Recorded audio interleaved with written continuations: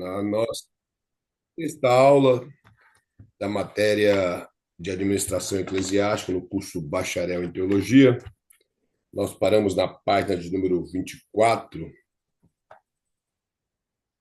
Falamos um pouco a respeito da administração do tempo. Vamos concluir aqui falando da administração do tempo e algumas coisas que nós, como servos de Deus, Olha lá, filha. temos que observar na área de administração eclesiásticas, que é essa matéria, é a doutrina que estuda a respeito da organização que os líderes de uma igreja têm que fazer para que haja bom resultado na obra do Senhor, Aqui, ó. principalmente na igreja que ele está administrando, juntamente com o corpo de obreiro ou com outros grupos liderados por pessoas escolhidas pela igreja para poder estar trabalhando na obra do Senhor. E isso, às vezes, requer de nós uma organização boa, principalmente com o tempo. Como falamos na aula passada, a desculpa do não ter tempo é a frase mais usada no meio do povo de Deus. Nós sempre gostamos de utilizar essa frase para justificar, às vezes, a ficar procrastinando com a obra do Senhor ou até mesmo com a falta de interesse para pôr a mão na obra e continuar fazendo o que foi conferido a nós. Às vezes, começamos a fazer as coisas com boa vontade, ao passar do tempo, começamos a relaxar, a deixar de lado aquilo que o Senhor colocou em nossas mãos. E a Bíblia diz que aquele que lança a mão do arado e olha para trás não é para o reino de Deus. Então, se nós ingressamos na obra do Senhor, se dedicamos ou falamos com nossos líderes que nós estamos disponíveis para poder trabalhar e de repente começamos a desanimar, começamos a arrumar desculpas ou começamos a ser relaxado no tempo ou daquilo que nos foi entregue, começamos a possivelmente estar frio espiritualmente e pecando contra o Senhor. Ninguém é obrigado a fazer a obra de Deus, mas a pessoa, quando ela se prontifica a fazer e a liderança conta com essa pessoa e ela começa a dar desculpas, então a obra de Deus começa a sofrer danos. E quando a obra de Deus começa a sofrer, há um prejuízo no reino dos céus. Então nós temos que tomar muito cuidado com isso e entender que a obra de Deus ela tem que estar sempre progredindo. E quem faz isso acontecer somos nós aqui na Terra, somos nós que fomos chamados por Cristo. Quando Cristo implantou o seu reino na Terra, quando ele veio aqui, morreu, ressuscitou, ele implantou o reino dele na terra para que nós pudéssemos trabalhar para o reino dele. Aqui o pastor colocou algumas coisas relacionadas ao tempo. Essa questão do tempo, ele fala a razão para administrar o tempo, ele colocou que o tempo é vida, nós explicamos um pouco a respeito disso, que o tempo é dinheiro. Essa é uma frase muito utilizada pelo povo, às vezes até com um pouco de sarcasmo em dizer que tempo é dinheiro, mas aqui o que o pastor quer colocar é que o tempo ele é valioso e a administração do tempo também é produtivo. Então nós temos que ser eficazes naquilo que fazemos. O apóstolo Paulo fala que nós devemos ser fervorosos naquilo que nós trabalhamos para Deus, que não podemos ser remisso e sim fervorosos. Então, o povo de Deus, que é escolhido por Deus, que prontificou a trabalhar para Deus, deve priorizar o tempo na obra do Senhor para poder fazer a obra de Deus com excelência. E um quarto ponto que o pastor coloca aqui, que é bem interessante, que ele fala que a administração do tempo, esse cuidado com o tempo, ele reduz o estresse. Hoje nós vivemos na época do povo na correria, que sempre fala que está estressado devido ao tempo. Vivemos em um país ainda que tudo é muito corrido e as pessoas organiza a sua vida de maneira que boa parte das pessoas, estou dizendo no percurso do dia, não consegue fazer tudo aquilo que ele colocou no seu schedule. E na obra de Deus, quando nós partimos dessa forma, nós começamos a falhar com Deus. E quando uma pessoa, ela, por administrar mal o seu tempo na obra de Deus, ela começa a se estressar, possivelmente ela vai começar a fazer a obra de Deus de qualquer maneira. E vai perder o ponto principal, que é glorificar a Deus, vai começar a ter problemas com os irmãos da igreja e começar a, a falhar com aquilo que lhe foi entregue. E o pior de tudo é que a obra de Deus é que vai sofrer com tudo isso. O pastor coloca aqui, ó, quem administra o tempo reduz o estresse. Reduz o estresse causado pelo mau uso do tempo. O que ele quer dizer é que aquela pessoa que faz mau uso do tempo, ele não organiza a sua vida, ele faz mau uso do tempo, ele, ele vai simplesmente se estressar. E ao estressar, ele vai prejudicar pessoas, ele vai cansar mais, vai deixar, às vezes, de ir à igreja. Como o nosso irmão Zé de Souza acabou de colocar aí, ele poderia dividir a carga e, às vezes, a pessoa não divide, porque ele está tão estressado que ele vê só ele. Nós vemos o caso que todos conhecem, que é o caso de Moisés, que seguiu o conselho do seu sogro de separar 70 pessoas para poder ajudar ele a administrar o povo de Israel. O sogro dele chegou a dizer que ele estaria cansando o povo ao ficar em pé ali no deserto, debaixo do sol, somente Moisés sentado, e não queria dizer que Moisés estaria descansado, porque ficar todo dia sentado julgando causa do povo não era nada fácil, porque de acordo com o que Moisés aprendeu, tanto no Egito, como nós vemos que no percurso de Cristo, no Novo Testamento, os reis, eles, quando sancionavam a lei ou iam julgar uma causa, era sentado.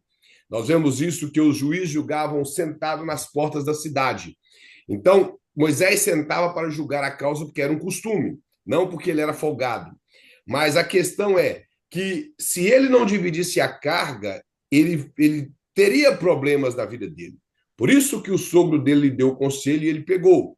Nosso irmão Zé de Souza coloca uma coisa muito correta, que os pastores ou liderança deveriam dividir as cargas para ele não sobrecarregar, ele conseguir fazer bom uso do tempo e ele não ficar com todo o peso em cima dele. Só que hoje nós vemos um problema muito grande com muitas igrejas, que muitos pastores, muitos líderes, vou colocar líder que fica melhor, porque hoje o termo pastor, quando se fala assim, as pessoas tomam isso muito como pessoal. Mas a maioria das lideranças, eles colocam coisas sob a responsabilidade de alguém, porém, quando aquela pessoa começa a fazer, ele fica ali como que com a rédea na mão, puxando, não deixa a pessoa trabalhar direito. Tudo tem que estar debaixo do governo dele. Aí é como que se ele quisesse fazer, mas ele distribui entre pessoas simplesmente para ter um grupo de liderados ou de líderes da igreja, mas que nenhum pode executar aquela obra da maneira que poderia. Ele simplesmente continua agarrando o povo. Por isso, muitos líderes estão estressados, porque eles não conseguem deixar o povo trabalhar.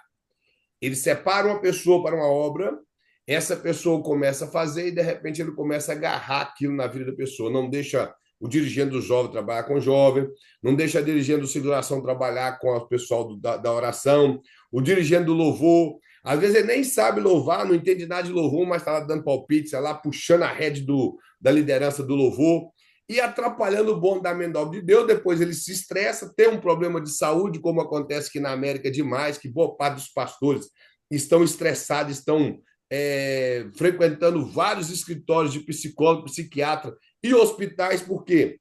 Porque eles se estressam não dividindo a carga com o povo e deixando o povo trabalhar.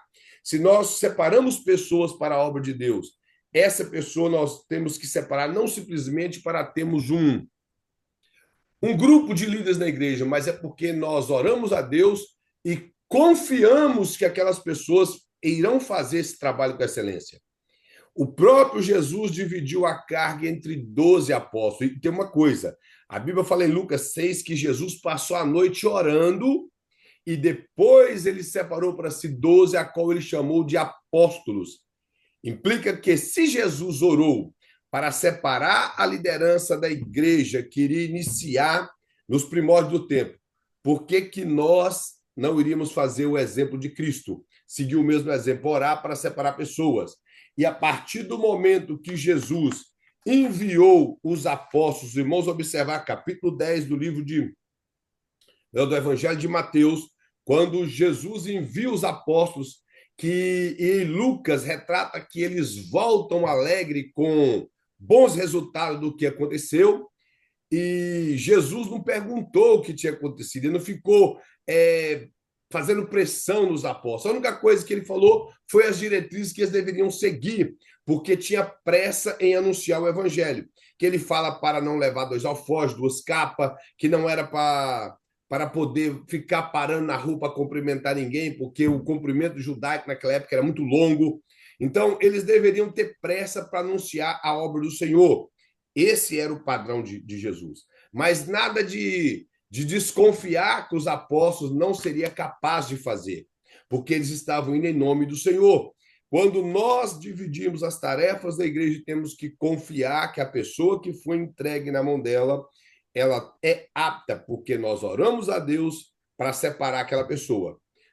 Agora, se a pessoa separa porque é amigo, porque não tinha ninguém para fazer, como às vezes acontece em alguma igreja, a liderança não tem ninguém que quer o cargo, aí eles acham um que está doido com o cargo e dá para ele. Ou então, quando a liderança briga com alguém, e infelizmente isso ocorre nas igrejas, as pessoas se tornaram donos das igrejas, ele vai lá, tira o cargo e dá para quem ele acha melhor dar. Então, isso não faz com que a obra de Deus ande bem. Mas agora, se a pessoa orou, separou a pessoa debaixo de oração e entregou nas mãos da pessoa, ele tem que confiar que vai dar certo, para que ele não viva estressado.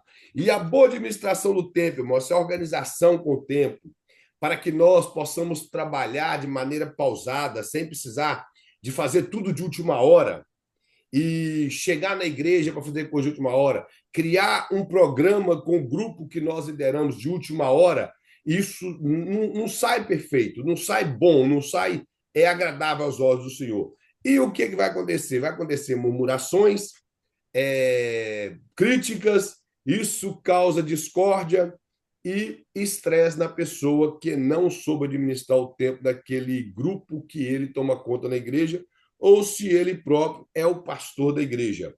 Então, o valor com o tempo e a boa administração do tempo é algo muito importante na vida da igreja ou na vida dos líderes, esses que compõem a administração da igreja. Como eu já falei, a administração da igreja é composta pelo pastor, pelos seus obreiros, o ministro, diáconos e pelos líderes que ocupam algum cargo na igreja, de algum grupo da igreja. Então, isso é administração da igreja. Isso inclui, às vezes não, sempre inclui tesoureiro, secretários, que boa parte, às vezes, são obreiros, depende da igreja, não, mas todos eles fazem parte da administração da igreja.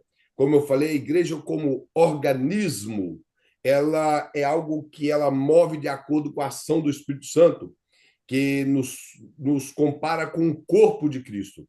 Mas a igreja, como organização, ela tem que trabalhar dessa forma. Ela trabalha com a liderança, com secretários, com tesoureiros. Então, ela tem que trabalhar dessa forma. E se não trabalhar organizado, vai virar bagunça na casa do Senhor. E quando vira bagunça, sempre ela é pauta para crítica e para que as pessoas possam criar murmurações na igreja devido ao fato da má administração da obra de Deus. Aqui o pastor coloca aqui, irmãos, na página de número 25, alguns ladrões e economizadores de tempo. ele coloca algumas coisas que roubam e algumas coisas, outras dicas que pode nos ajudar a economizar tempo, a organizar a nossa vida para que as coisas possam ocorrer da maneira agradável aos olhos de Deus e com sucesso na obra do Senhor. Ele fala assim, ó, vamos detalhar abaixo os principais desperdiçadores de tempo que temos visto no meu que tenho visto no meu pastoreado. Isso aqui é possivelmente a visão do pastor. Ele coloca coisas que ele viu, que tem desperdiçado tempo, que tem feito pessoas jogar tempo fora, simplesmente por não cuidar. E a primeira coisa que coloca é a falta de planejamento. Como eu falei, se a pessoa não planeja aquilo que ele quer fazer no grupo que ele toma conta da igreja, como ele vai executar aquilo com excelência, se ele não planejou nada? Tudo feito de última hora. Chega na igreja, simplesmente joga tudo em cima do povo de última hora, sem um bom planejamento e um planejamento que poderia, se é uma festa, digamos, igual, por exemplo, a Igreja Assembleia de Deus, que é uma igreja muito festeira, eles organizam isso às vezes anos, aquele grupo já começa a organizar, por exemplo, nós estamos já até findando o ano 2024, se entra o ano 2025, a Assembleia de Deus tem todo um calendário do ano 2025 completo, e os grupos que são responsáveis por aquela festa, eles já começam a organizar desde já, 2, 3 meses antes, para que aquilo ocorra bem. Não pode ser feito de qualquer maneira. Porque nós estamos fazendo para Deus. E eu costumo dizer, se é para Deus, tem que ser perfeito. As pessoas costumam dizer assim, Deus entende. Irmãos, eu repito sempre a frase, ele não entende. Porque eu não entendo. Eu não entendo. Eu, sendo falho, sendo humano, sendo cheio de defeito, eu não entendo. Deus, que é perfeito e que exige sempre o melhor, não vai entender. Quando eu costumo dizer para as pessoas que quer ver como Deus exige o melhor, lê o livro de Levíticos. O livro de Levítico e o livro de Êxodo é o livro que mostra que Deus exige o melhor. Para construir o tabernáculo, eu já disse, não foi um monte de pano velho. Foi o melhor pano que o povo tinha na época. Foi coberto de ouro, de prata e de bronze. Então, foi tudo muito bem feito. Para Deus tem que ser bem feito, não pode ser feito de qualquer maneira. Então, tem que ter um planejamento. O pastor coloca aqui que uma das coisas que faz as pessoas desperdiçar o tempo é a falta de planejamento. Porque a pessoa não planejou no percurso do tempo que ele tem, e por essa razão, ele simplesmente fez o quê? Perdeu o tempo que ele tinha para organizar, não organizou, o trabalho não ficou bem feito. Jesus ensina isso em Lucas dizendo o seguinte, que quando alguém, os irmãos devem lembrar dessa passagem, vai construir uma torre, ele primeiro senta, coloca no papel se ele terá condição ou não financeira para que ele possa estar começando aquele trabalho e terminando. Aí ele pauta uma coisa muito importante, que é falar assim, para que não incorra que as pessoas que estão assistindo ele construir a torre e ele não consegue terminá-la, venha criticá-lo. E qualquer tipo de crítica que é dirigida a nós faz com que nós venhamos. Tem pessoas que não, tem pessoas que já estão calejadas. Mas tem a boa parte das pessoas se entristece com qualquer tipo de crítica. E devido a isso, por ele não planejar e ele não executar a obra com excelência, ele simplesmente vai ser alvo de crítica. E boa parte dessas pessoas que são alvo de crítica, eles abandonam o cargo depois. Ele poderia pensar assim: eu errei, eu quero fazer melhor, orar, pedir perdão aos irmãos, pedir perdão à liderança, o líder dele, e continuar no cargo. Mas eu estou falando ser sincero, irmão. Eu vou colocar aqui um número aqui, mas eu acredito que pode ser até mais. Os 95% das pessoas que falha devido à sua falta, ele comete esse erro por não organizar, não planejar, e eles abandonam o cargo. Eles deixam o cargo de lado simplesmente pelo fato de que foram incompetentes.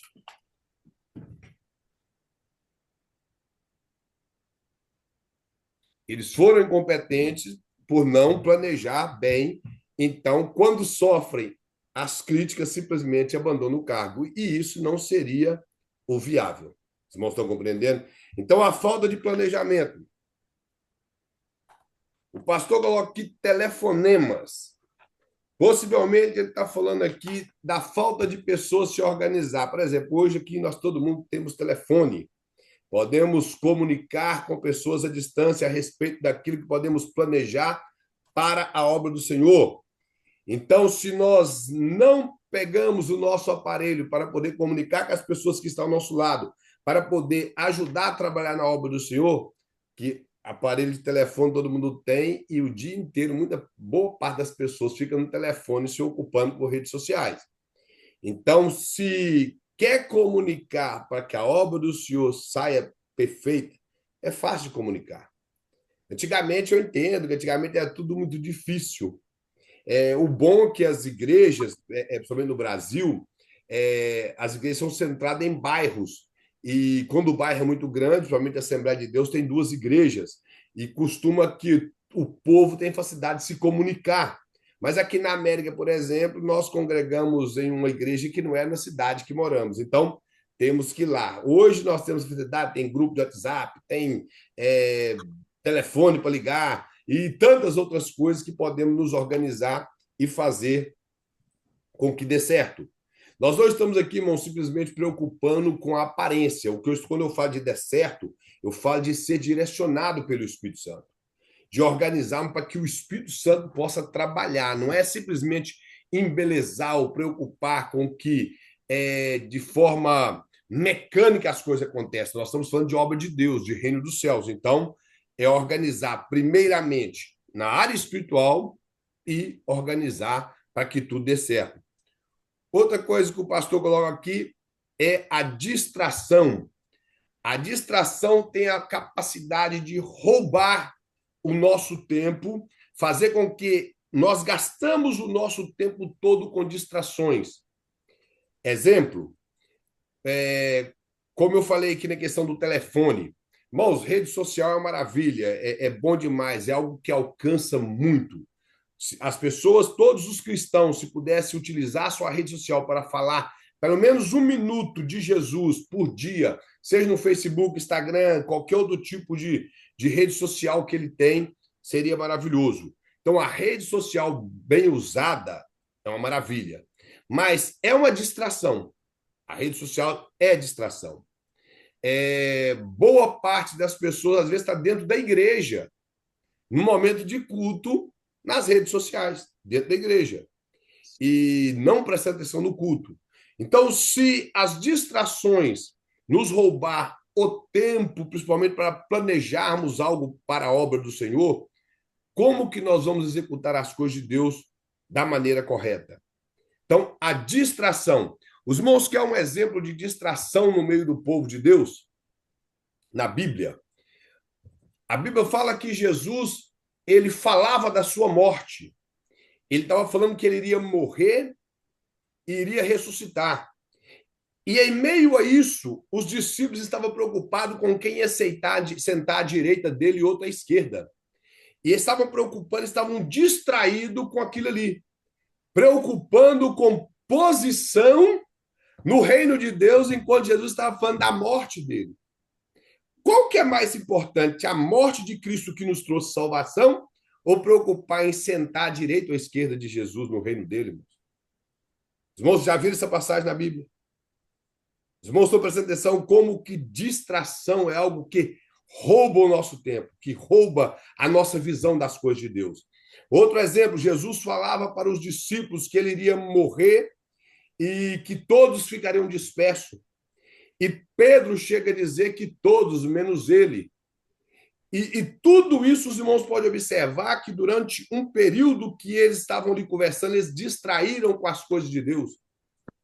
A distração, ela pode nos roubar a visão do céu e a visão daquilo que Deus colocou em nossas mãos.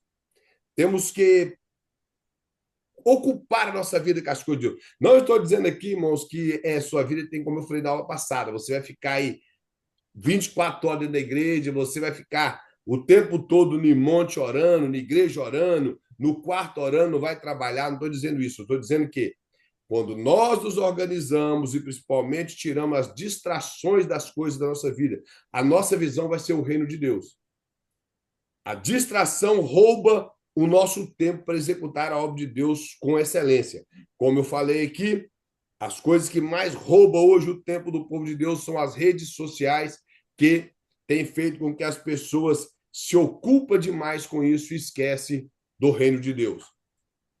Outra coisa que ele coloca aqui, visitas inesperadas. Isso aqui, irmãos, é uma coisa que não, às vezes não está no nosso controle você receber uma visita que você não está esperando. Porém, o que o pastor quer mostrar com isso aqui é, se você está ocupado para fazer algo, por exemplo, se você for trabalhar, você tem que chegar no seu trabalho, digamos que você tem que chegar lá às 7 horas da noite. E alguém chega na sua casa às 7, e o seu percurso, melhor, você tem que estar lá às 7. Você chega na sua casa às 6, o seu percurso é de meia hora para chegar no trabalho. O que você vai fazer? Sendo trabalho, que se você chegar atrasado ou não for trabalhar, o seu patrão vai falar, você logo dispensa a visita. E diz que você vai trabalhar à noite, tal, tal, agradece, marca todo dia. Mas quando é para as coisas de Deus, nós envolvemos com as visitas e não lembramos das coisas de Deus. Aí nós procrastinamos o tempo, nós procrastinamos aquilo. Por exemplo, se é algo que nós, uma reunião para tratarmos de assunto daquele grupo que vai realizar uma festa, aí nós procrastinamos, julgamos para outro dia. Ir na igreja, por exemplo, e na casa do Senhor, eu conheço pessoas que receberam uma visita inesperada e ele deixa de ir à igreja porque alguém o visitou. Eu penso o seguinte, isso é meu ponto de vista. Me visitou no horário que eu estou indo para o culto, eu faço convite para o culto. Agora, se eu não quiser, eu vou ir para o culto. Isso pode ser minha mãe, meu pai, minha filha, quem que for. Você quer ir para o culto comigo? Ah, não quer não. Você quer ficar aqui, por exemplo, se for meu pai, minha mãe, minha filha, para ficar na minha casa. Se não quer, fica na minha casa aí. Então, se quiser ir embora, que vai e volta outra hora. Mas nós não podemos deixar com que essas visitas inesperadas roubem o nosso tempo. Eu entendo que às vezes tem pessoas que nós gostaríamos de vê-las já faz muito tempo e ela não sabe do nosso schedule e chega. Mas a realidade é essa, nós temos algo para executar na obra de Deus, nós não podemos mudar o tempo, principalmente quando marcamos algo com pessoas e simplesmente nós abandonamos as pessoas que marcamos por causa de uma visita. Isso, os irmãos me perdoem a realidade, mas isso é uma falta de respeito com as demais pessoas que estão nos esperando lá no local que marcamos com ela, simplesmente por causa de uma visita. Se a visita não pode ir à reunião, como eu já falei, se for um culto, todos podem ir. Se ela não pode ir à reunião, nós vamos explicar e a pessoa vai entender que ela não chegou no momento que poderíamos dar atenção. Então, nós não podemos deixar com que isso também roube o nosso tempo. O pastor coloca aqui tarefas inacabadas ou falta de disciplina no cumprimento da agenda. Irmãos, não tem coisa pior, como eu falei no início, de começar algo e não terminar.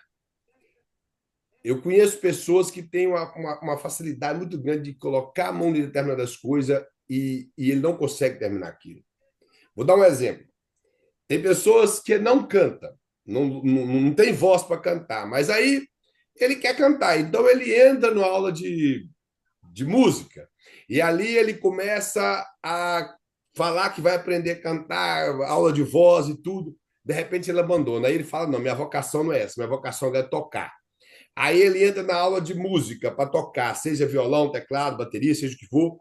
De repente ele abandona aquilo de novo. Então, ele nunca consegue chegar ao final de nada que ele inicia. Então, são tarefas inacabadas. E outra, aí, por exemplo, na casa de Deus, começamos a planejar algo. Por exemplo, com a mocidade. Nós esse ano nós vamos fazer assim, assim, assim. Digamos, vamos estudar todo o livro de Gênesis. Aí as pessoas começam a estudar, não estou falando só ler. Estudar, então requer tempo. Vamos estudar o livro de Gênesis. Aí eles vão indo, vão indo. quando chega em determinado lugar, já para e nunca mais volta. Então, tarefas inacabadas. Isso é só um exemplo. E em relação a grupos de igreja, a administração da igreja, principalmente a liderança principal da igreja, que é o pastor, ele tem que ter foco naquilo que ele está fazendo. Ele não pode começar algo e simplesmente abandonar, deixar de terminar aquilo que ele começou. Propósito, por exemplo, propósito de oração, de orações. As pessoas começam com um propósito de oração, aí ele começa com um propósito longo. Ah, nós vamos orar 3 meses para tal coisa. Quando dá, colocar aí 45 dias, ele já não quer fazer mais, já desviar o foco. Vou dar um exemplo que isso eu vi acontecer. Um pastor disse que estaria lendo a Bíblia junto com a igreja durante o período do ano. Aquela escala de ler a Bíblia durante um ano, os irmãos conhecem aquela escala que lê tantos capítulos e durante um ano você consegue ler toda a Bíblia. Começou com um grupo grande e de repente foi diminuindo, diminuindo e o ano vai findar depois de amanhã? Acho que é depois de amanhã, né? Isso, de amanhã para depois o ano, amanhã, né, à noite, o ano vai findar, e eles não terminaram de ler a Bíblia. Não terminaram. Abandonaram no meio do caminho. Então é tarefa inacabada. E é algo para o reino de Deus. Então, os irmãos estão entendendo? Eu sei que ler a Bíblia toda em um ano aqui na América, para quem tem o hábito de ler, não é difícil. Eu já cheguei a ler a Bíblia irmão, toda 2 vezes por ano. Já cheguei a ler a Bíblia toda. Não aqui na América, no Brasil. Mas a realidade é, se a pessoa não pôr foco naquilo que ele quer fazer, todas as tarefas dele será inacabada. Nós não podemos começar algo e parar. O diabo bate palma com isso em relação ao reino de Deus. Quando nós começamos uma coisa e abandonamos, aí iniciamos outra coisa, abandonamos. Começamos, por exemplo, eu louvo a Deus que os irmãos estão aqui num curso teológico. Eu já falei com os irmãos, a primeira faculdade que eu fiz, iniciamos uma sala com 45 alunos, terminou com 22.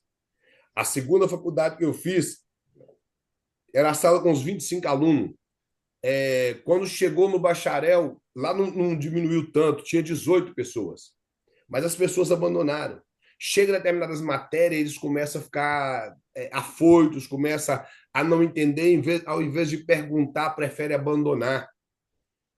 Começamos um curso teológico aqui também, numa igreja. Começou com 32 alunos. Nós estamos agora, e isso passou um mês. Um mês, não estou brincando, um mês já caiu para 20 alunos. Já caiu para 20. Então, é para os irmãos ver o que as pessoas, eles não se organizam, eles não preocupam em terminar aquilo que eles começaram. Então, o pastor coloca aqui, tarefas inacabadas e falta de disciplina, porque nós não disciplinamos o nosso tempo, nós aglomeramos coisa demais sobre nós e damos prioridade, às vezes, para as coisas que não é do reino. As coisas, irmãos, como eu falei na aula passada, que tem que ter prioridade em nossas vidas é Deus, família, trabalho e obra de Deus. Isso são prioridade na vida da pessoa. Coisas secundárias nós podemos deixar de lado, podemos sacrificar determinadas coisas secundárias por causa da obra do Senhor, principalmente para estudar, para levar um projeto que temos em mente para frente, seja com o grupo que nós estamos liderando na igreja, período de escola bíblica, jovens, adolescente, o grupo das irmãs, temos às vezes que sacrificar coisas secundárias para poder levar esse projeto para frente. Aí o pastor coloca outra coisa aqui. Definição clara de objetivos na execução das tarefas. Se nós não tivermos uma boa definição daquilo que queremos fazer, como que essa tarefa vai chegar ao fim? De forma alguma. Como eu falei na aula passada, o paralítico precisava de entrar na casa. Ele não tinha como entrar. Na verdade, não é que ele precisava. Os amigos propuseram, 4 homens propuseram levar ele à casa. E a porta estava aglomerada de pessoas, eles não tinham como entrar. E eles fizeram o quê? Tiveram um projeto. Eles foram claros naquilo que eles projetaram, de maneira que eles conseguiram descer aquele paralítico sobre aquele pano que estava ali com talvez com 2 madeiras do lado e 4 cordas. Como eu falei, que o interessante foi que eles desceram numa sincronia exata, porque se alguém coloca menos força e a corda pende, o paralítico poderia cair e ficaria pior a situação dele, ou morreria, ou então quebraria mais coisas do corpo. Então, todos desceram numa sincronia. Se alguém lhe soltasse a corda um palmo, todos teriam que soltar um palmo. Então, conversaram entre eles, se organizaram, definiram de forma clara para chegar com o paralítico. A primeira coisa que eles fizeram, se os irmãos observarem, diz a Bíblia que eles desceram o paralítico no canto da casa. Eles tiraram o telhado numa parte mais fácil, como eu falei, mais fácil no sentido assim, que ficaria melhor para consertar depois. Não que tirar aquele telhado seria fácil, como eu disse para os irmãos, ali era um pouco de madeira com argila que secou e tornou algo muito duro sobre o teto daquela casa. Eles tiveram que arrancar aquela parte para poder descer o paralítico no canto da casa para ter mais segurança. Eles definiram os seus objetivos de maneira clara. Então, ou seja, eles traçaram metas, chegou ao objetivo, por quê?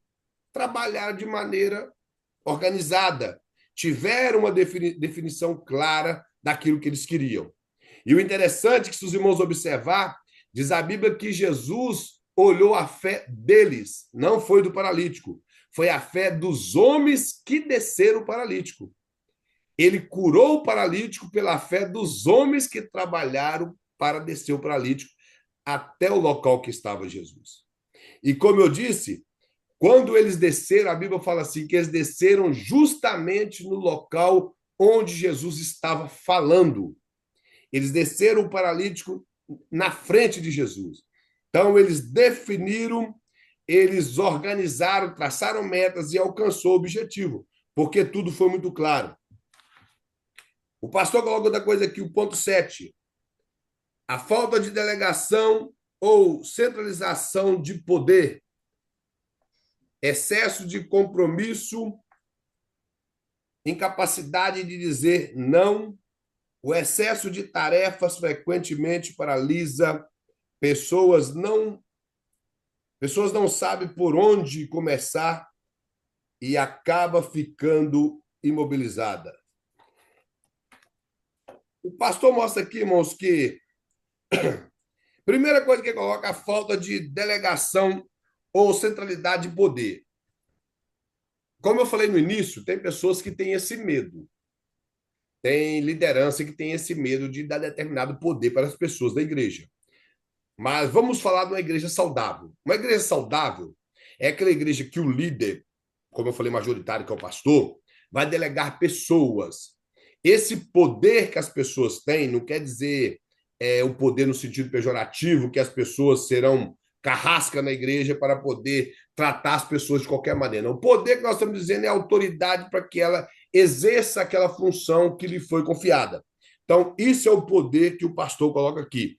É delegar, é dar direcionamento para que as pessoas possam trabalhar sem interrupção de ninguém. Se ele é líder, o pastor colocou na mão dele, deixa que ele execute aquele trabalho. Chama as pessoas do grupo que ele está, então ele vai trabalhar organizado. Agora, o pastor coloca que a falta dessa delegação de autoridade para as pessoas faz com que percamos o nosso tempo na obra de Deus ou na administração daquele grupo que estamos trabalhando com ele. Outra coisa que ele fala que é o excesso de compromisso. Como eu falei, pessoas, por elas não delegar, elas ficam sobrecarregadas de cargos e de compromisso, a ponto que ela não consegue fazer nada porque lhe faltou tempo. Ele mostra a incapacidade de dizer não. Por exemplo, tem pessoas que vivem na política da boa vizinhança. Todo mundo fala que quer uma coisa, ele fala que vai fazer. E o pastor da igreja, ou determinado líder de determinado grupo, tem que saber dizer não. Porque senão ele vai acumular tarefas sobre ele com. Todo mundo tem projeto, irmão. Todo mundo quer colocar um projeto. E eu sei que tem pessoas que não gostam de ouvir não. Porque às vezes o projeto dela é um projeto bom, mas talvez não era para aquele momento. Então, a liderança tem que saber dizer não. Vou colocar, por exemplo, jovens. Jovens são espontâneos, quer fazer muita coisa na igreja. Então, de repente, eles querem fazer tantas coisas durante o ano inteiro que, se o líder do jovem não tiver cuidado, ele vai se ocupar o ano inteiro. Se for um líder casado, que tem família, ele vai ficar ocupando a vida dele com jovem, com juventude, e esquecer da família dele. Ou se for, hoje aqui na América eles colocam o casal para tomar conta de jovens, mas mesmo assim vão ocupar todo final de semana indo para lanchonete com jovem, indo para parque, indo para não sei onde, indo para lá, indo para fazer viagem, fazer não sei mais o quê. É encontro disso, encontro daquilo. E por quê? Porque todo mundo deu um palpite, deu uma ideia, ele não disse não e ocupou todo o tempo dele com aquilo, ou nada saiu bem feito porque foi dar ouvido de todo mundo.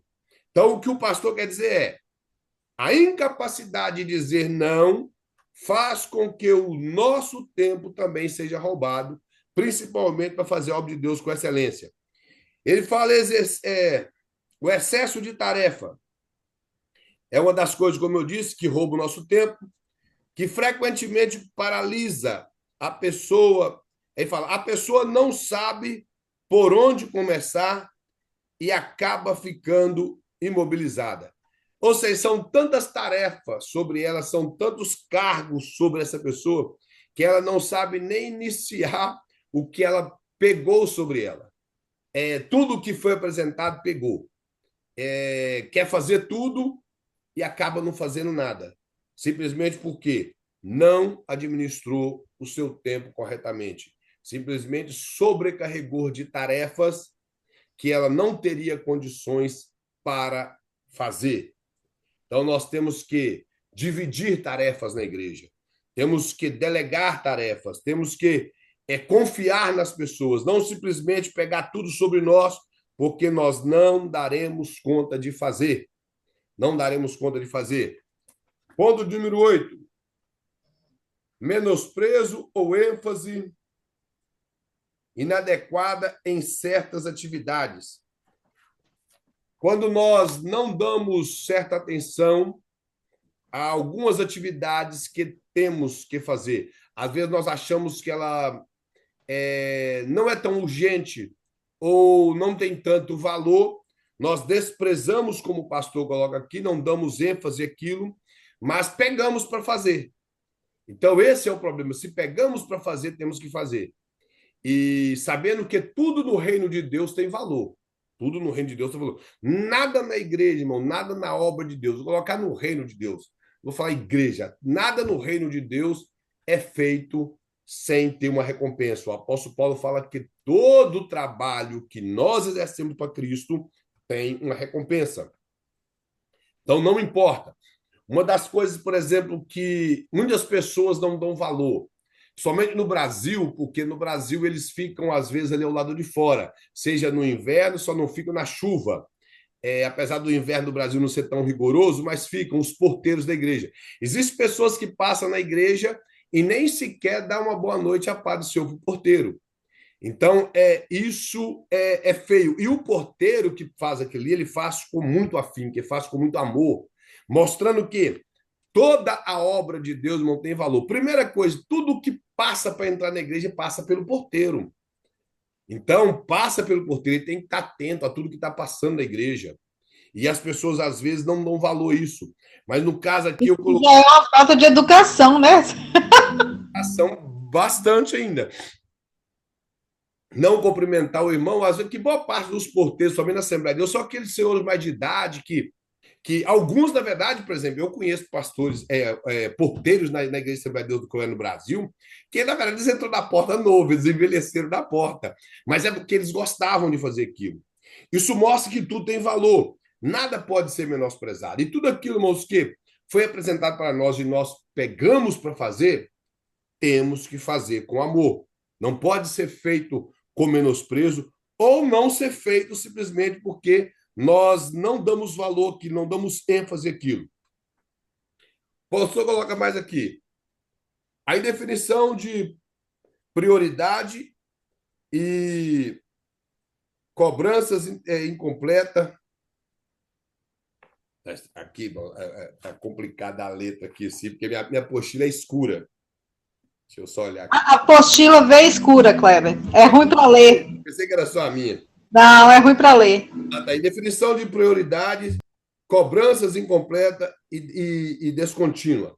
O que o pastor quer mostrar aqui que é quando nós não priorizamos, não colocamos aquilo que é prioridade em primeiro lugar. Então, irmãos, aquilo que é prioridade no reino de Deus tem que estar em primeiro lugar. E cobranças incompletas que ele quer mostrar aqui é quando, primeiro, quando é delegado a nós determinadas coisas, nós temos que nos cobrar naquilo que nós fazemos. E se nós confiamos em alguém para estar do nosso lado, temos que cobrar dele também. Como eu falei nas aulas passadas, cobrar é algo que o líder tem que fazer. Ele não pode deixar de cobrar aquilo que ele colocou na mão de alguém, alguém aceitou, porque se ele não cobrar, não vai ser feito. E tem pessoas que, infelizmente, só anda a empurrão. Parece carro velho. Só pega no empurrão. Mas não poderia ser assim. Deveria pegar, se pegou para fazer, fazer de verdade. Mas o pastor coloca aqui que nós devemos definir aquilo que é prioridade e, se precisar de cobrar determinadas coisas, tem que cobrar para não perdermos tempo. Coloca fragmentação e superficialidade. Esse tipo de coisa também, ela rouba o nosso tempo, porque nós não podemos ser superficial. Temos que, se pegamos algo para fazer, temos que ver que aquilo, primeiro, tem valor para Deus, tem peso para Deus, tem valor para a igreja, foi colocado porque tem valor. Não importa o que foi colocado, se foi um projeto que Deus colocou no coração da liderança, não pode ser feito de qualquer maneira. Eu acredito que o que o pastor está colocando superficial é feito de qualquer jeito. Não pode ser feito de qualquer jeito, tem que ser feito da maneira correta. Excesso de reunião. E aí colocar algumas são desnecessárias. A burocracia interna. O, o pastor mostra que tem reuniões que só é perder tempo. É gastar o nosso tempo com determinadas reuniões. E ele até coloca aqui as burocracia interna. As burocracia interna devem ser tratadas com as pessoas que estão envolvidas com aquilo. Não precisa colocar tanta gente, porque se coloca só as pessoas envolvidas com o que tem a ver com a burocracia da igreja, o assunto vai ser bem mais rápido. Então, vão organizar de maneira que o tempo não vai ser perdido e nunca ficar criando muitas reuniões. Irmãos, eu conheço igreja que faz reunião, 4, 5 reuniões no mês. É reunião demais. Eu acho que tem igreja que se ocupa demais com isso, muitas reuniões. Então, o pastor mostra que esse tipo de reuniões desnecessárias roubam o nosso tempo.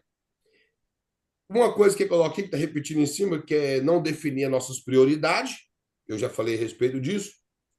Na utilização dos recursos, como telefone, fax, computador e internet, são coisas essenciais, principalmente hoje na obra de Deus. É muito essencial a questão da internet, do telefone, do computador, e isso é muito essencial na igreja. Ele mostra que, para que nós não venhamos a perder tempo, depender daquilo que nós temos esses recursos que nos auxilia a ter um alcance longo para que as coisas tornem mais fácil para nós. É isso que o pastor quer dizer aqui. Que esses recursos, como internet, como computador, fax e o próprio telefone que eu falei no início, ele nos facilita a um alcance longo para que resolvemos coisas sem necessidade de perder o nosso tempo. E coloca é mesa entulhada ou desorganizada pessoal. O... Tem, irmãos, infelizmente, tem pessoas que acumulam coisas. O que o pastor quer mostrar aqui é que na liderança, talvez aqui é um sentido mais pastoral.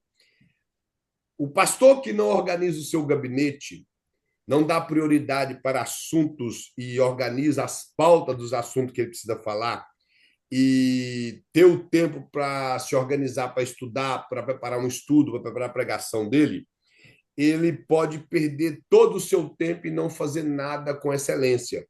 Então, quando ele coloca aqui que mesa entulhada, eu acredito que é nesse sentido. É a falta de organização para o estudo da palavra, para o devocional dele com Deus, para a preparação do estudo, a preparação de uma mensagem, para se organizar para uma reunião de liderança, para se organizar com a reunião com os obreiros. Então, ele não pode entulhar a sua mesa de papel, ou o que o pastor coloca, na verdade, é ser uma pessoa desorganizada. Isso eu estou falando da questão do gabinete pastoral, mas toda a liderança deveria ser assim, ser organizada naquilo que ele vai trabalhar. Aqui o pastor colocou mesmo, então eu acredito que a visão é uma visão do gabinete pastoral. Ele coloca aqui no ponto 15 o arquivamento ineficiente. É, arquivar coisas sem necessidade. Então, nós não precisamos de arquivar tantas coisas se podemos reduzir e colocar aquilo que realmente é prioridade no reino de Deus e aquilo que é necessário. E, principalmente, aquilo que temos interesse de fazer. Porque não adianta, por exemplo, todo mundo dar ideia e o pastor pegar, ou a liderança pegar a ideia de todo mundo, como eu falei, colocar em arquivos e nunca fazer. Como eu falei no início, aprenda a dizer não.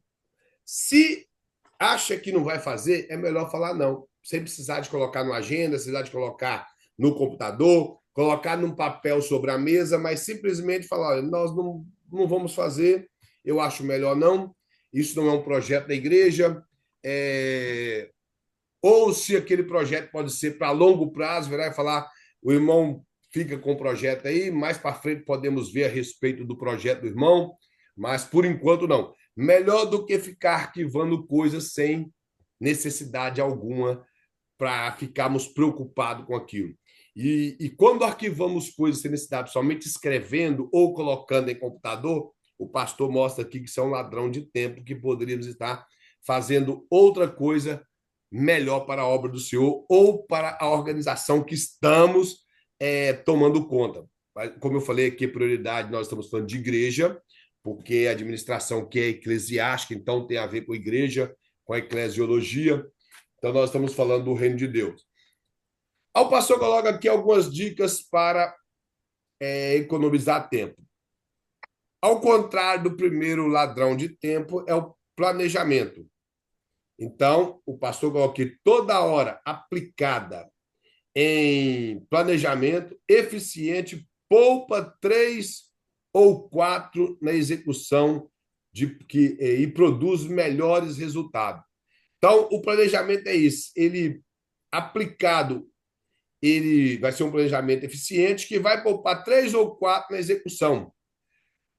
E, além de mais, vai produzir o melhor resultado. E coloca a organização.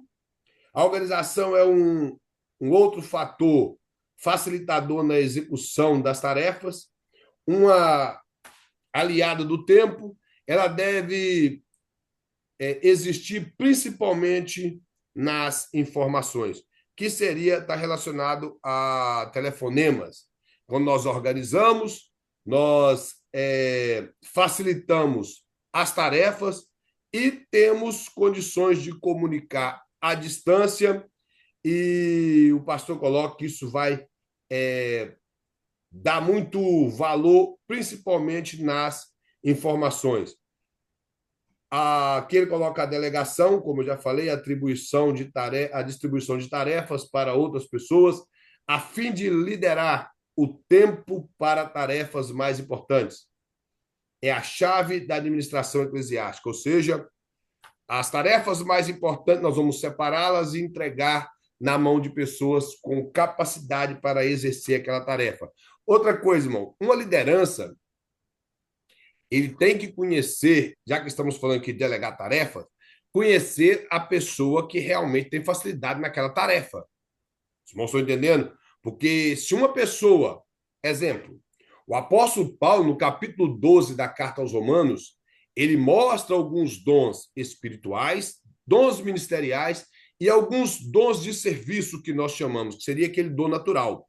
E ele ainda fala assim, que aquele que exerce socorro, que ele faça isso com alegria.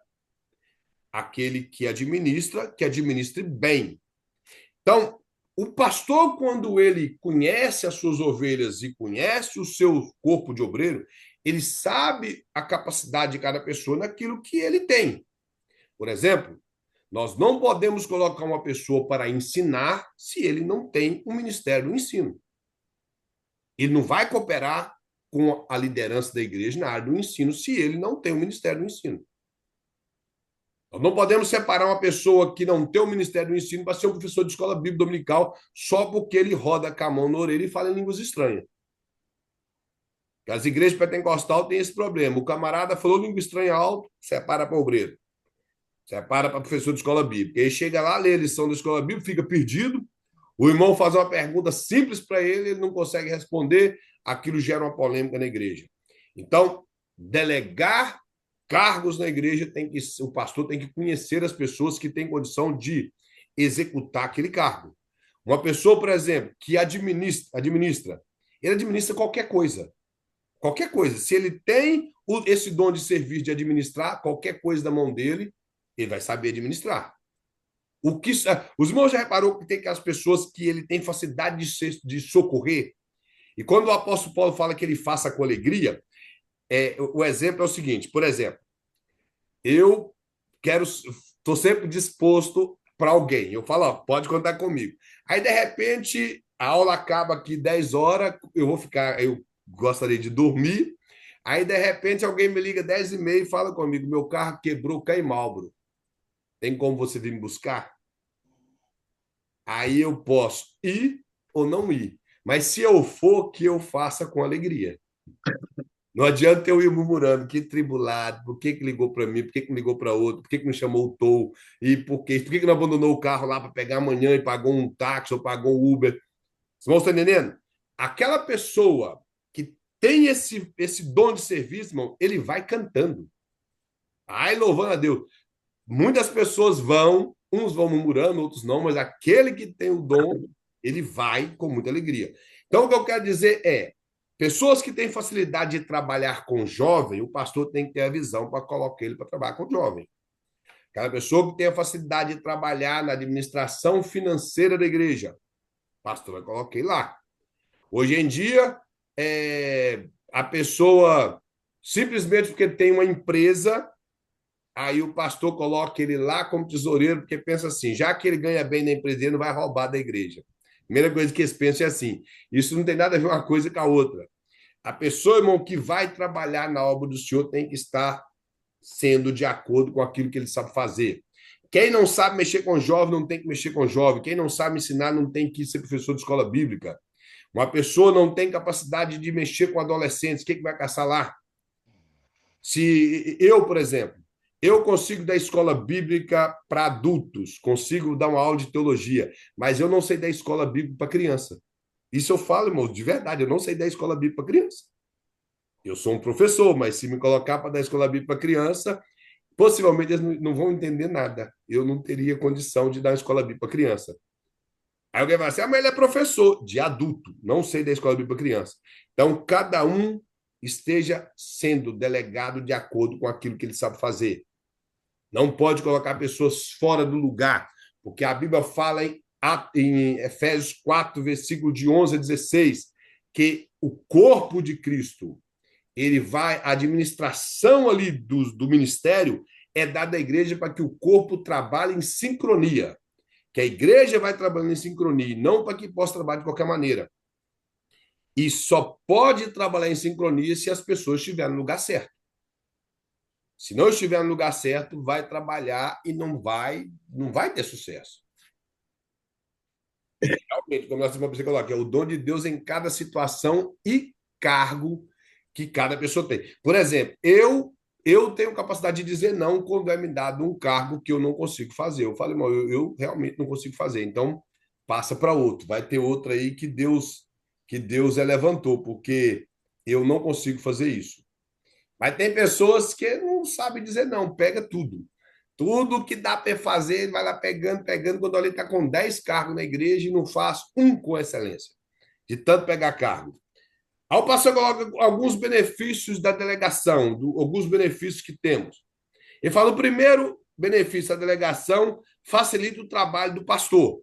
Como eu já disse, se o pastor orou, separou pessoas, delegou pessoas no lugar certo, vai facilitar muito a vida dele.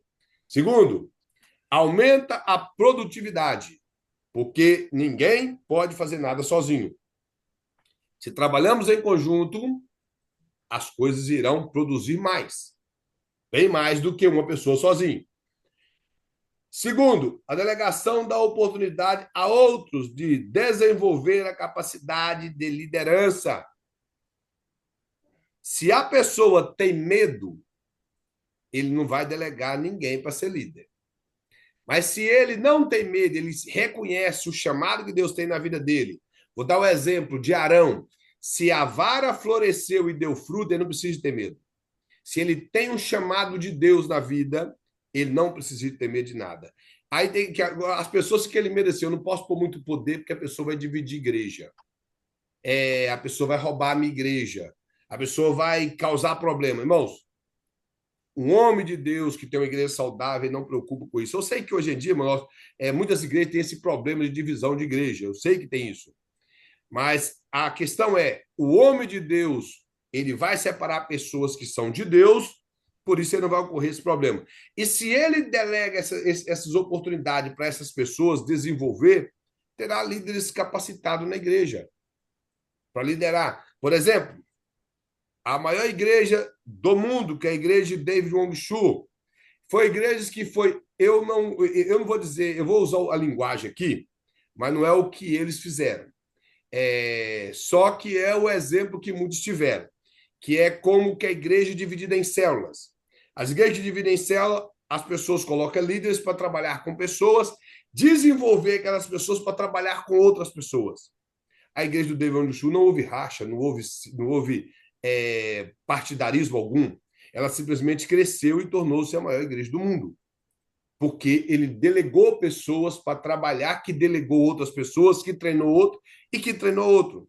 Sabemos, eu não quero aqui atacar ninguém, a Assembleia de Deus não aderiu ao movimento G12, na época que surgiu no Brasil, não aderiu ao movimento G12, mas o movimento G12 da nossa região de Ipatinga, Coronel Fabriciano e Timóteo, que é a região do Vale do Aço, ele não funcionou. A maioria das igrejas, como igrejas batista e presbiteriana, que entrou no movimento G12, ela só caiu.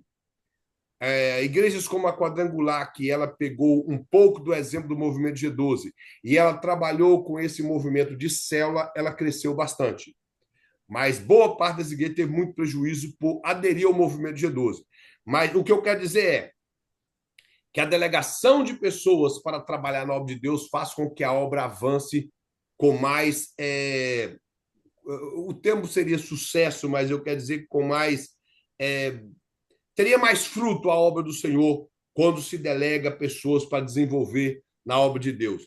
O pastor coloca aqui que, em quarto ponto, a delegação dá ao líder mais tempo de desenvolver sua vida espiritual. O que o pastor quer dizer é, se eu, como pastor da igreja, eu coloco pessoas para me ajudar a administrar determinados grupos na igreja, que vai trabalhar, eu terei mais tempo para a minha vida espiritual com Deus, para orar, para estudar a Bíblia, para preparar estudo, para poder estar buscando mais o Senhor.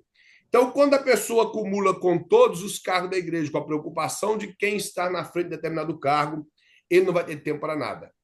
Ele não vai ter tempo para orar, não vai ter tempo para estudar a Bíblia, não vai ter tempo para preparar um estudo, vai simplesmente ficar sobrecarregado de coisas e com a mente cheia, porque ele não separou pessoas, não confiou nas pessoas e teve esse problema. Como eu falei, o pastor coloca o telefone e fala que use-o para evitar deslocamento, como eu falei, deslocamento necessário, e para obter informação. Hoje no telefone nós temos muitas coisas. além do simplesmente ligar ou mandar uma mensagem. Podemos pesquisar muitas coisas. Então, o pastor quer mostrar que o telefone é muito útil para economizar tempo, porém, como eu falei, não pode ser uma distração. Tem que usar da maneira correta. Comunicação. Linguagem simples, concisa, isenta de ambiguidade, assegura a compreensão e poupa o tempo com mal entendido. O pastor quer mostrar aqui com a boa comunicação com os liderados, uma linguagem simples, vai ajudar bastante todos a entender o que tem que fazer, economizar tempo e tudo vai sair da maneira que glorifica o nome do Senhor. Sem linguagem com duplo sentido, deixando claro o que deve ser feito. Isso é o que o pastor quer mostrar. A tomada de decisão. Ele fala que a análise de decisão tem que ser precisa e baseada em informações seguras para que o problema possa ser atacado de forma imediata. Quando nós analisamos aquilo que vamos fazer, se é algo que precisa ser resolvido, temos que analisar, ver se as informações realmente estão corretas, se o que vamos executar, um projeto, vamos planejá-lo da maneira para ver se dá certo e tirar todos os problemas do caminho para que possamos fazer com que aquilo ocorra bem e não venhamos a perder o nosso tempo se não tomarmos decisões corretas naquilo que vamos fazer. Então, o pastor fala que nós devemos analisar o que vamos fazer. Então, esse análise vai te ajudar a poupar tempo. Ele coloca concentração e fala tempo mínimo para que possamos concentrar, anterior à ação que vamos exercer. Ele fala que isso julga necessário para conseguir progresso em menos tempo. Tem coisas, irmãos, que realmente dá para fazer com pouco tempo. E as pessoas pensam, vai pensando e pensando, aquilo vira até um seriado. Tanto ele pensar, de não sei quantos CIS. Então, nós temos que concentrar naquilo que vamos fazer para poupar tempo, e essa concentração tem que ser rápida. Tem coisas que não tem necessidade de ficar alongando o tempo, mas simplesmente pensar e fazer. Não estou falando fazer de qualquer maneira, mas pensar e fazer aquilo que vamos fazer. Não precisa de ficar empurrando o tempo para frente. Tem coisas realmente que requer tempo, mas nem tudo requer tempo. Simplesmente tem pessoas que não conseguem administrar bem o seu tempo. Aí ele mostra aqui, ó, que enumeramos abaixo soluções práticas que ajudarão a economizar tempo. A primeira, estabeleça metas anuais, mensais, semanais e diárias. Temos que estabelecer as metas que vamos executar. Se é no período do ano, que trabalhemos nisso, se é a longo prazo, se é a médio prazo, se é por mês, ou em curto prazo, que seja semanal ou diário. Nós temos que nos organizar nisso. Em tarefas da igreja, é claro que as maioria das coisas são mensais e anuais, mas tem coisas que exercemos de forma por semana, mas nem somente o nosso schedule como pregador, como ensinador, então tem que ser organizado.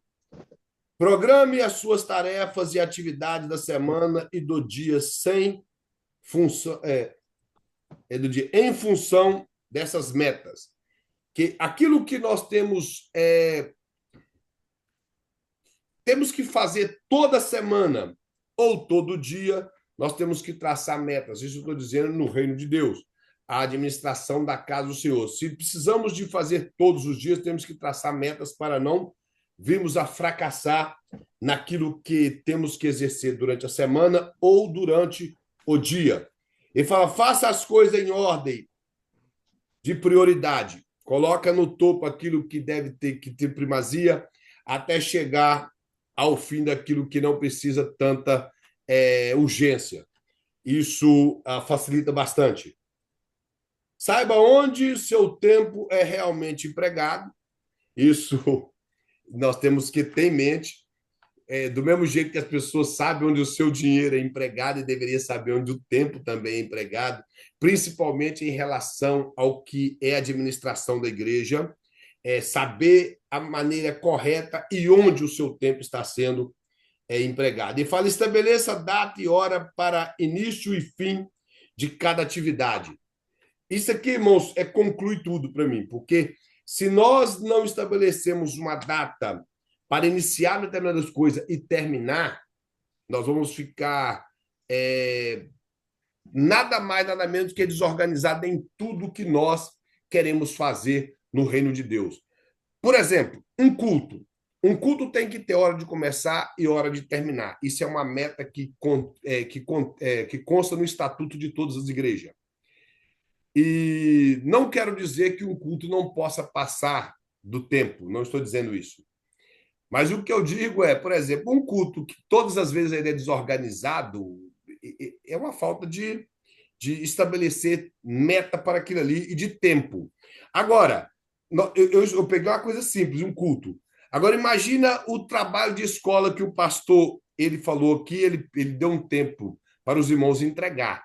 Se você tem um tempo de entrega, você tem que ter o seu tempo para começar a fazer esse trabalho, para que nessa data que o pastor pediu, você possa entregá-lo. Como nossa irmã Priscila coloca, é procrastinar.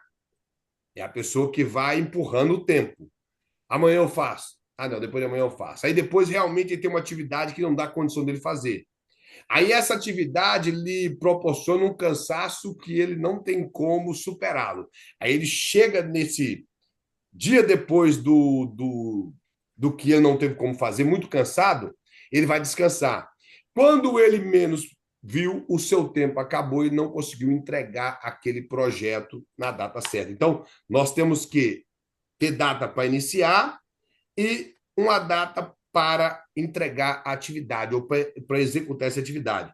E elimine desperdício de tempo. Eliminar desperdício de tempo, eu sei que não é algo muito fácil, não, mas é o que o pastor coloca. Eliminar desperdício de tempo.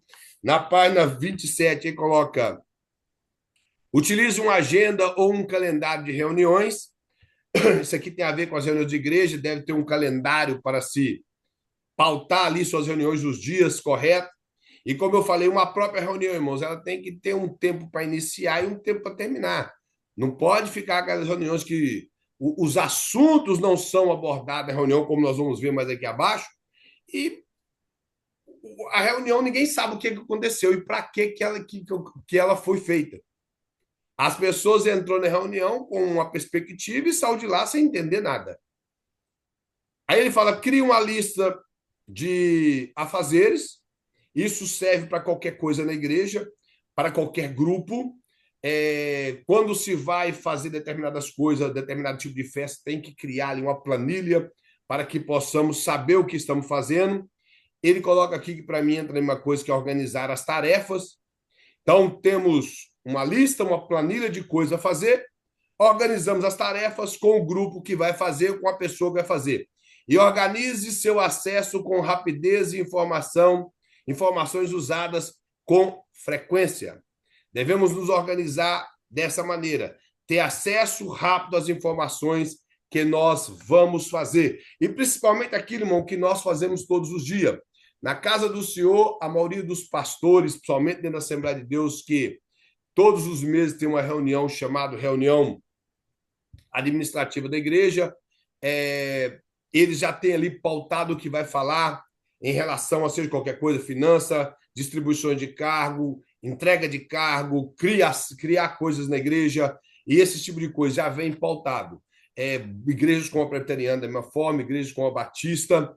Então, nós sabemos que há uma organização, e essa organização facilita com que o tempo não seja perdido em uma reunião, a ponto de prolongar uma reunião até 10 horas da noite e cansar o povo, principalmente que na América todo mundo levanta cedo para trabalhar. Para nós finalizarmos, o pastor coloca como fazer reuniões criativas. A primeira coisa que ele coloca é só convoque uma reunião quando totalmente indispensável. Primeira coisa, aqui possivelmente ele está falando das reuniões extraordinárias. Que existe, irmãos, a reunião mensal de todas as igrejas.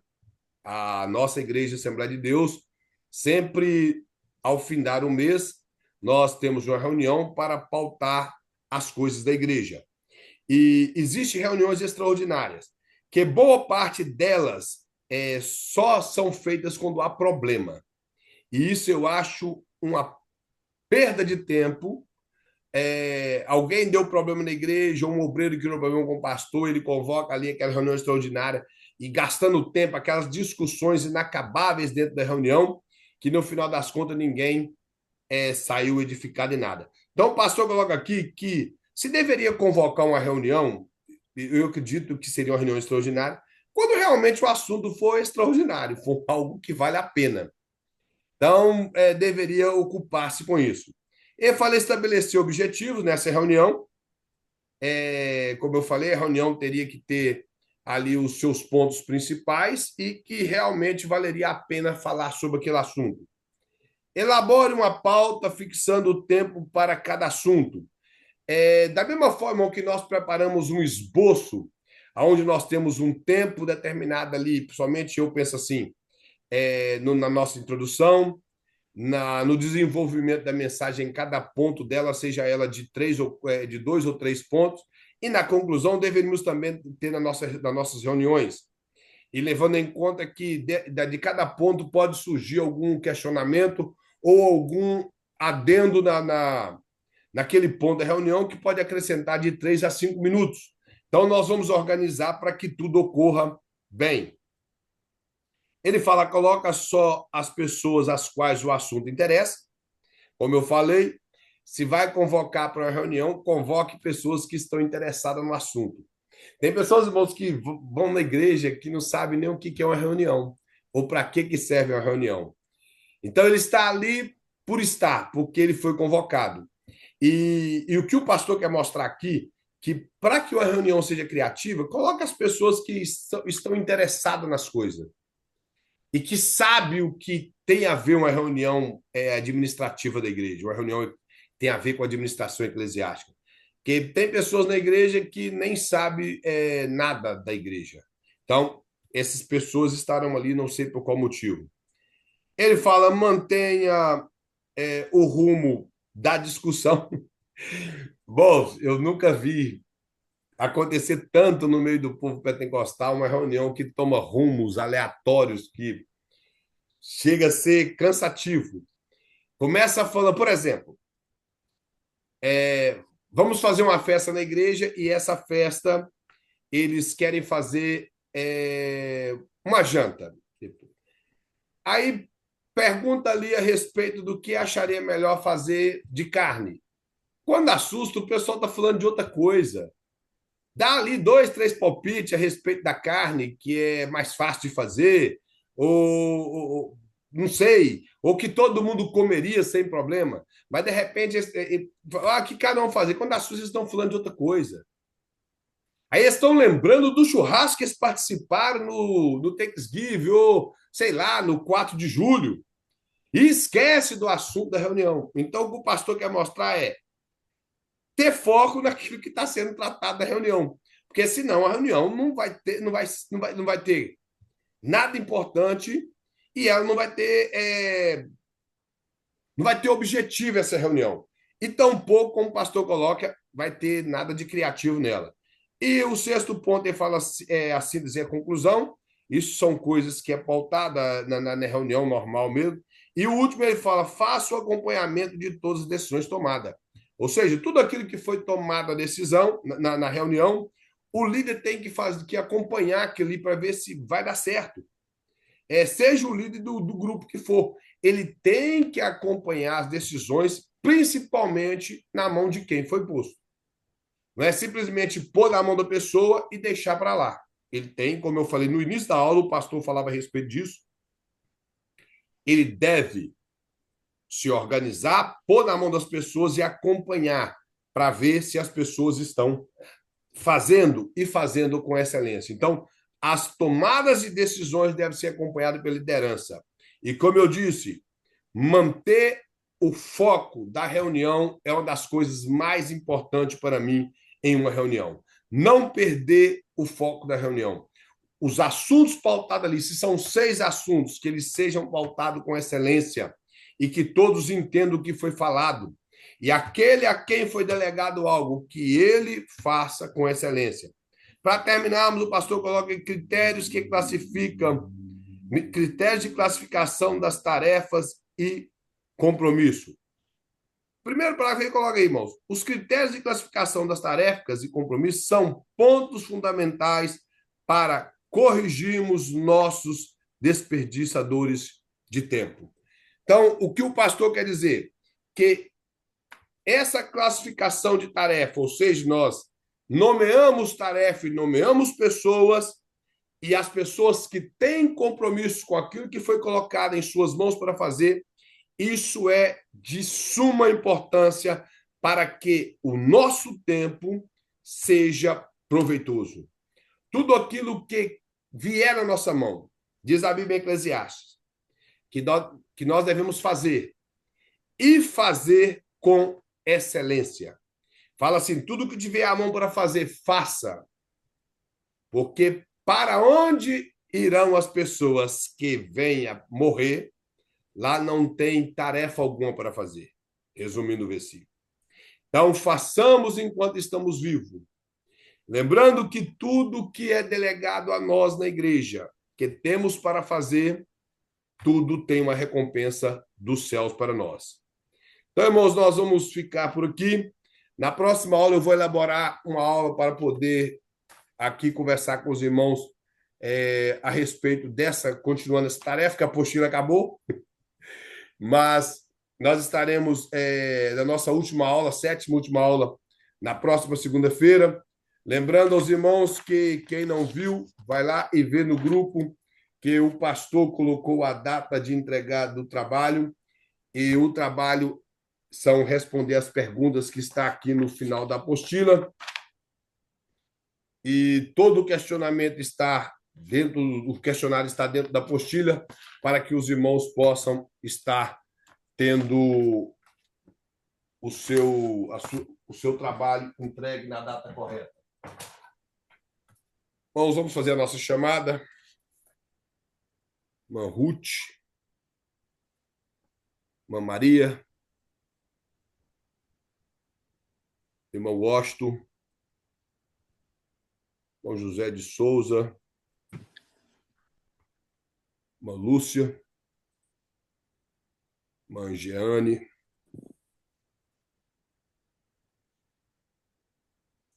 Irmã Sandra, Irmã Priscila, Presente. Irmão Wellington e Irmã Fabiane. Bem, então, irmãos, na próxima segunda-feira estaremos com a nossa última aula da matéria de administração eclesiástica. Creio que depois o pastor estará regressando à turma do bacharel com os irmãos na próxima matéria, da qual também eu não sei qual matéria será. Bem, vamos agradecer ao Senhor. Gostaria de pedir ao nosso irmão Washington, se ele abre o seu microfone e esteja agradecendo a Deus nessa noite, em nome de Jesus. Poderoso Deus, eterno Pai, grandioso, magnífico Senhor, diante da Tua presença, ó Deus, viemos aqui exaltar o Teu nome e agradecer ao Senhor por essa aula maravilhosa, por nos capacitar, ó Senhor, a cada dia mais, diante das Suas promessas, ó Deus. Viemos aqui também, Pai amado, clamar por Israel, ó Pai amado, por a paz do Teu povo, Deus. Também, ó Pai amado, oramos aqui pelo evangelista, por todos os colegas que estão aqui nessa classe, ó Deus. Pelo também o reverendo Prestes, que é o reitor dessa universidade. Só venha, cada dia que venha passando, venha capacitando cada dia mais nós, que Deus possa abençoar, que possa entrar, Pai amado, 2025 cheio de bênçãos, de glórias, e também, ó Pai amado, de vitórias em nossas vidas. Possa abençoar grandemente o teu povo e as nossas vidas. Assim eu te agradeço, em nome do Pai, do Filho e do Espírito Santo. Amém, irmãos, que todos tenham uma excelente noite. Que o Senhor possa estar abençoando a vida de todos, todos tenham um excelente fim de ano, que o Senhor possa estar acrescentando a cada dia mais paz na vida de todos, abençoando a família de todos. Amém. Feliz ano novo para todos. Feliz ano novo para todos nessa noite. Feliz ano. Amém. Deus abençoe. Um ano de bênção e de vitória para todos. Em nome de Jesus. É. Eu só vou ver os irmãos no ano que vem. Jesus não voltar, né, evangelista? Amém.